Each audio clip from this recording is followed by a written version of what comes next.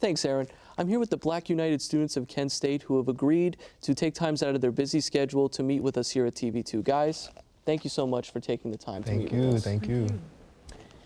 Just start off by introducing yourselves, telling us your names, in your positions with the Black United students.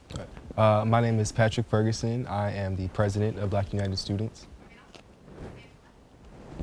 My name is Taja Hines. I'm Director of Student Relations and Academic Affairs for Black United Students. Hello, my name is Nico Rush. I am the current Political Affairs and Grievances Chair. Okay, guys, thank you. And just start off by telling us the pride that you guys feel as Kent State students and also Black Kent State students with Black History Month originating here at Kent State, and just the pride that you guys feel. Yeah, definitely. Yeah, just to reiterate that Black United Students being the first Black student union in America, and also being the first to celebrate Black History Month with KSU professors, we take great pride in celebrating the month, putting together events for the month. I feel like that unification piece is what really drives why we want to make sure the calendar itself is jam-packed with a lot of events, and then we're doing the appropriate collaborations. So yeah, I feel like we have great integrity for it. I feel very prideful to be Black at Kent State, especially with all the different Black organizations that we have here that started around the same time Bus did, and just like how historical it is. And it's only here at Kent. It's only here at Kent State. And I just feel like that's really significant to me because I have a strong pride in my history and my culture. So. I recently just joined Bus, and I also just recently learned that about like them. I knew that they had created Black History Month, but I didn't know like how it started. So it was really cool that like I joined Bus during Black History Month, during this historic period of time, which is really cool. And I wanted to join for a while, and now I finally did. But it's just really cool just being a part of a group that like has a legacy and has history. And continues that legacy and that history, and it's just really nice just to be a part of an org that continues to create, promote, and like to just work with the community here at Kent State. When you guys think about the rich history of student activism here that made this college so historic, did that play a factor in you guys choosing Kent State over other colleges, and did that also affect friends that you know? I'm gonna speak on this one. So this definitely affected my choice being here at Kent State. When I shadowed for like the 11th time, my senior year, it was another Black student who was actually a part of Bus. I believe he was on the street team at the time, and he took me on my own individual tour, and he showed me Oscar Ritchie, he told me about Bus, he told me about the Student Multicultural Center, and I was like, I have to come here. I have to, because this is something that I really like to do. I like fighting for my community. I like pushing the agendas to make my community better. And that was just like, it's at Kent State. It's at Kent State. And I was like, I got to do that. So. Where are you guys from? I'm from Cleveland. I'm also from Cleveland. I'm from Youngstown. Represent. How do you guys feel about what I asked too? Like, how big of a factor did that play into you choosing Kent State? Honestly, I'll be completely transparent. I didn't shadow Kent before joining. Like, I did my research in what I wanted my major. I'm a sociology and psychology major, and I knew I wanted to go into sociology, and Kent offered it. And I just thought it was a beautiful campus and all of that. Now, going into Capita Transiciones through the Student Multicultural Center, where Black students couldn't get acclimated to the campus a week prior, I learned about Black United Students and its history, its history of activism, how it addresses the community and everything like that. And I mean, I've been here like for 4 years now. I've started from co-chair, treasury to president, and I feel like that's what really made me want to stay at Kent State was that deeply rooted involvement. I had no idea where Kent State was, what it looked like, the history behind it. If I'm gonna be real transparent, I thought May 4th was something different. I didn't know it was like what actually was what it is. This was not my first choice school whatsoever. And I wasn't going to go to my third choice school, and I couldn't go to my first choice school. So I'm like, well, I guess I'll go here. I don't know where it's at, but we're going to find out how it is. And then I also did KT, which is what we call it on campus. and it was just really cool just to do that. And I also met Bus, Salsa, and NASA at that point in time. I've been here for 5 years. I've been here since fall of 15. I want to leave. Really, I want to leave now. But being on campus, I didn't know the rich history until 2 weeks in Pride Kent.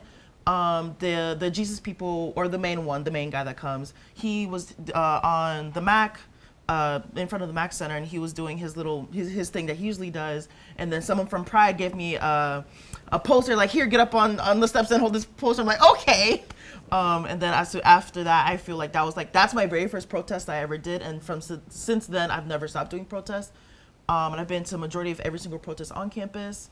I wanted to do activism as a high school student, but I couldn't really have that outlet. So coming here was literally like a gift from God, like yelling at me, you want to be an activist? Here you go. So that was pretty cool. Okay, guys, let's get into the election 2020.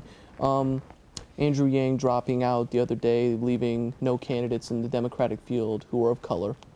Kamala Harris dropping out, Cory Booker before them. And seeing the debate, every time the election season comes along, there's every candidate, Republican, Democrat, and also black-white. The talk is always of how can we secure the black vote. But do you guys feel that the black vote is being taken for granted in any way? How do you guys feel about that? That's a good question. That is a good good question. question. I mean, I wouldn't know. For me personally, I don't know if it's taken for granted or if it's just being used overall. Just because a lot of the candidates so far, in most elections since this country's inception, hasn't really actually cared for black and brown folks, especially black folks. They just have not actually cared within. Because if that was the case, they would actually fix the problems. But like, we still have poverty, we still have racism, we're still not being paid the same amount, we still are being gentrified, redlining. So like, we have all these issues that are still happening. If candidates really were for the black community, if they really want the black vote, they will do that, but they're not doing that. So in my opinion, it's not that they're being taken for granted, they're just being used for votes, essentially, in my opinion. I agree with Nico. I agree. I agree, strongly agree with Nico. Another thing to like add on to that, I feel as though, yeah, they just you said a lot. You said a lot. You said a lot. Like we're being used in a way, in a sense, and some of the histories of the candidates in the Democratic Party that we have is like they overlook black folks, or they pushed agendas and policies that hinder black folks that just it's infair. I feel like, yeah, and looking at the longevity of it too, it's just not there. They're not looking at these crucial issues and thinking of the longevity and how it's going to be impacting individual lives. So that's where I agree with that use in that point.